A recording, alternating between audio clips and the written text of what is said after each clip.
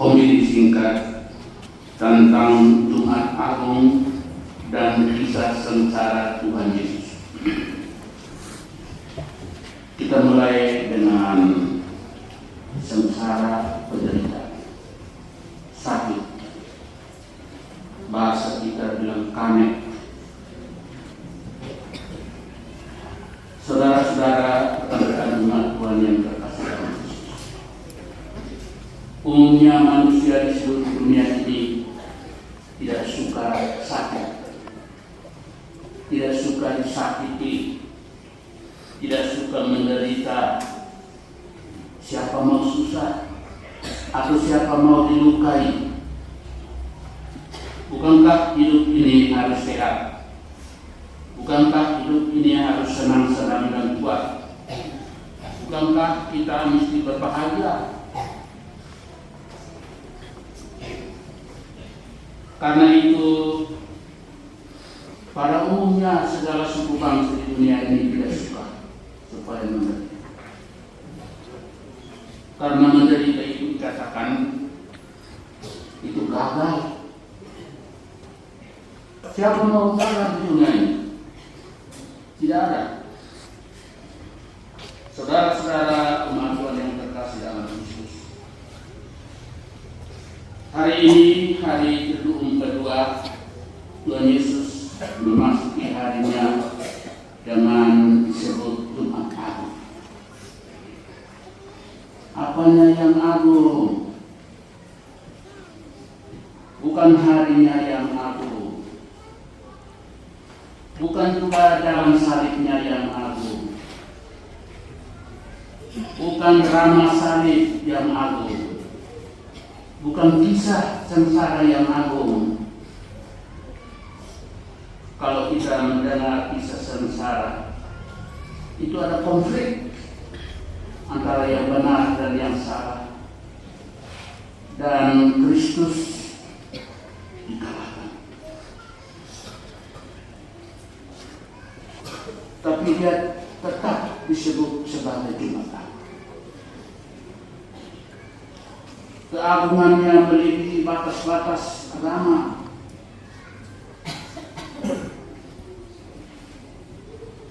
Keagungannya diakui oleh segenap manusia di seluruh dunia ini.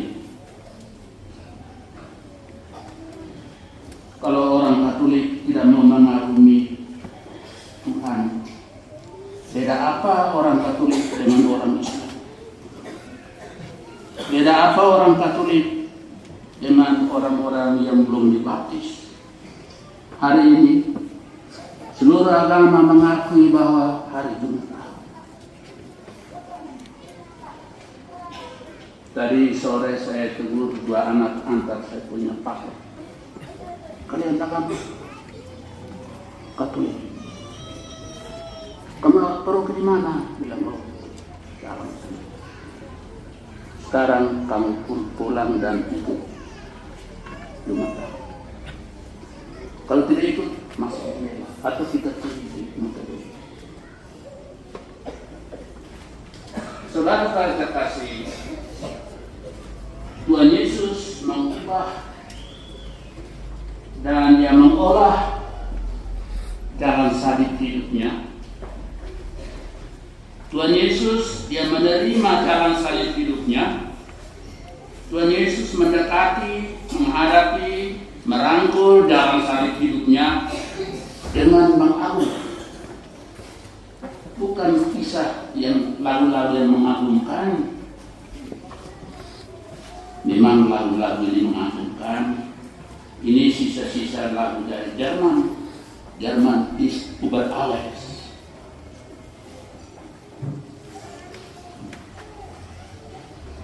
Kami juga Subangora ini juga, apa kabar lo? Kami juga apa-apa sedikit.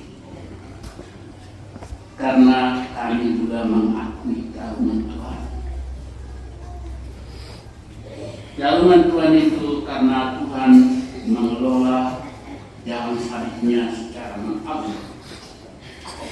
Tuhan mengubah jalan salib kematian di Golgota menjadi cinta yang unik. Kami orang Timur ini kalau sudah luka, hati-hati loh.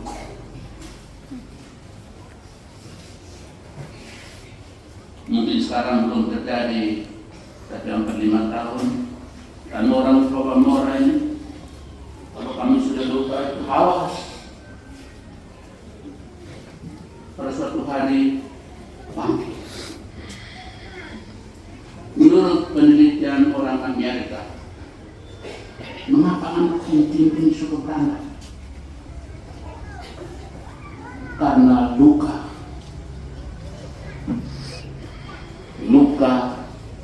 batin. Satu kali masih baik, 2 kali lu awas loh, 3 kali itu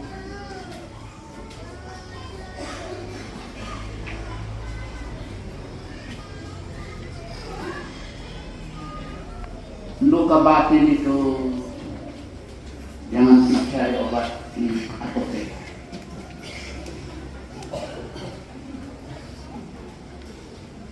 Luka batin itu atau disakit itu tidak seperti dokter.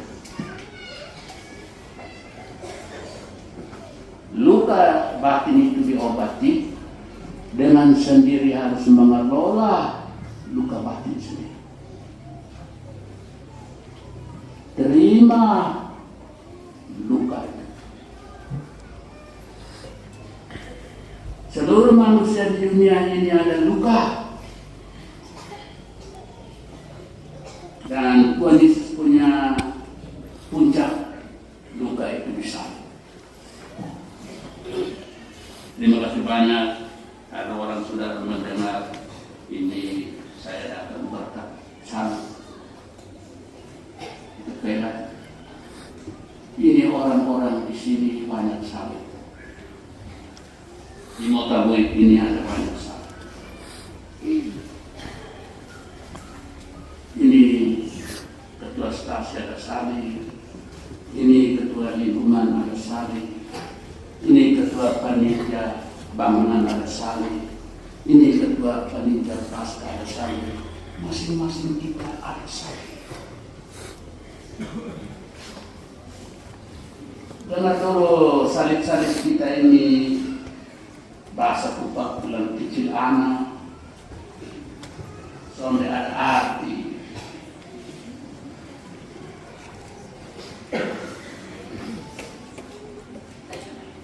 Kita harus mengelola salib hidup kita, dan tidak ada orang lain yang akan memperbaiki salib. Tidak usah ke dokter.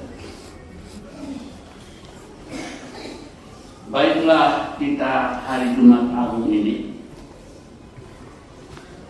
kita mengelola salib hidup kita dengan Kristus yang besar.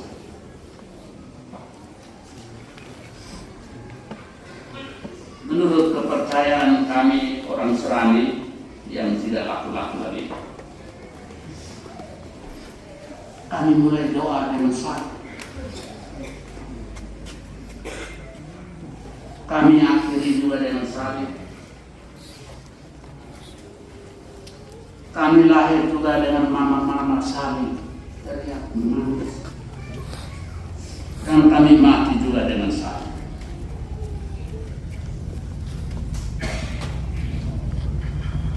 Karena itu hidup senang-senang, hidup foya-foya, ini sebenarnya harus dibaptis. Waktu kita dibaptis dengan apa? Dengan salib. Aku membaptis engkau demi nama Bapa dan Putra dan Roh Kudus. Salib. Susul dia Serani dia lupa di salib. Namanya Beten, namanya itu Moelale. Lupa dia punya hari lahir dengan salib. Lupa bahwa nanti dia mati juga dengan salib. Bodoh itu ukur-ukur. Karena kita dilahirkan dengan salib dan mati juga dengan salib.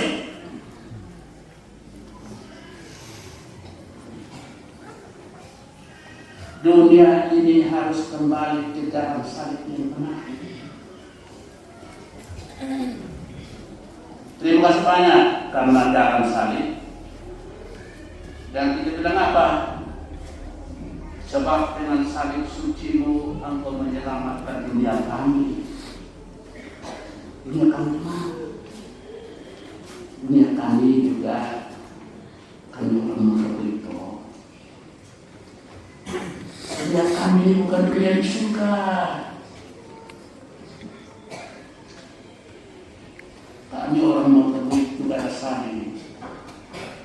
Apa kabar?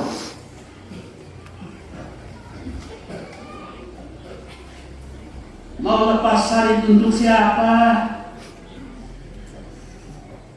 Mau lepas salib untuk orang lain itu namanya lepas tanggung jawab. Tiap-tiap kali dalam salib kan kita berlutut. Bilang apa? Sebab dengan salib sucimu engkau menyelamatkan dunia kami di motor.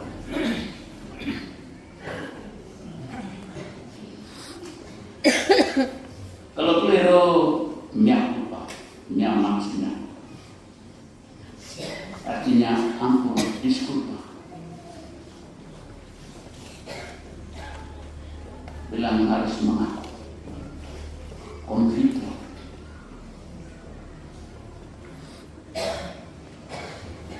Saudara-saudara yang terkasih, bahwa kematian Yesus di salib itu, Dia sudah selesaikan kurban penebusan dosa. Tuhan Yesus sudah menebus kita karena salib itu. Jangan buat salib lagi. Bahwa Tuhan Yesus mati di salib itu menggantikan manusia yang seharusnya dihukum. Hakikatnya Tuhan Allah. Bahwa Yesus disalibkan itu adalah jembatan atau bahasa adu bilang rekonsiliasi dengan Tuhan Allah. Tuhan Allah sudah mati untuk menyelamatkan kita. Jangan tambah-tambah salib lagi toh. Pengampunan persaudaraan. Karena Tuhan Yesus sudah tersalib dan itulah yang mengkau. Disitulah terletak keagungan Tuhan. Di dunia ini hanya Tuhan Yesus yang sanggup. Para raja di dunia ini berkelahi dari yang bagus. Termasuk orang Jerman itu seorang Roma. Karena mereka mau buat menyaingi Santo Petrus dengan mendirikan itu katedral Kolon. Katedral Kolon dibangun dalam berapa tahun? 6 abad. 6 abad. Kita ini mau bangun gereja kecil sabar kelahi. Orang Jerman mau menyayangi Santo Petrus dari Santo Petrus dengan mendirikan gereja Kolon. Besok lusa anak cucu saya ke Jerman tanya, pastor orang salah diskusi. Maaf, kita ini mau bangun gereja berkelah.